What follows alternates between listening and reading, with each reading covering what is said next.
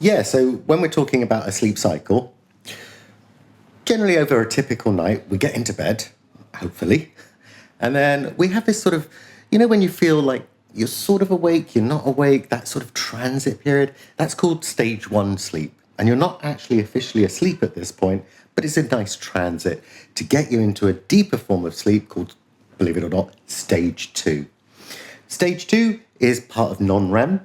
And what we're talking about here is two main things are happening. The first, we're reviewing everything that we've done today. We're trying to determine, do I need this information? Do I need to store it later on? Or do I need to get rid of it? The other thing about stage two is it's what we call a sensory gating mechanism, which is a really posh way for saying it's a way to keep you asleep.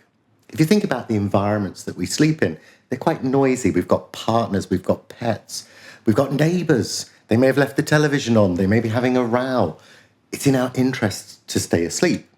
And so when we are faced with stimuli, be it noise or even pain, it's in our interest to stay asleep. And so we create mechanisms to help sleep as long as we know it's safe.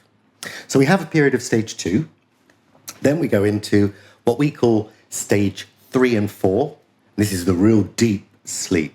This is what's happening in terms of your immune system, your endocrine system, and your glymphatic system. Now that's, oh my God, what does all that mean? We're keeping the body and the mind healthy. So this is where we protect, replenish, and fix the body. Now, what's interesting, we'll come out of deep sleep, this 3 and 4 stages, and we go back up into stage 2. We check the environment's safe, make sure that there's no predators. If it's safe to carry on sleeping, we then go into what we call REM, rapid eye movement sleep. And this is the point at which we fix our emotional health.